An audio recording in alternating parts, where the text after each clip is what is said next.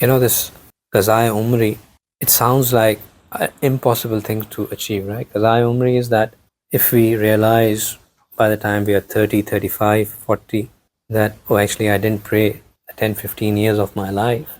And you say, okay, I'll start making it up, and if Allah gives me life, then I'll just make it up. And for the next 10 or 15 years, every day you make up the number of prayers that you have missed. And that's when your record becomes 0, 0. It sounds very difficult. But one of my very close friends, he has, alhamdulillah, last year Ramadan, he completed his 12 years of his missed salahs. And just as busy as any one of us, if not more, fighter pilot, has a very extensive, very difficult job. बस उसके दिमाग में ये बात आ गई that he has to do it. Alhamdulillah, he did it. As a pilot, they are duty bound not too fast. When he got off flying, he made up all his fasts. Allah gave him the tawfiq. He put in his mind. He's one of those people that एक बात फंस जाए तो then he just gets it done.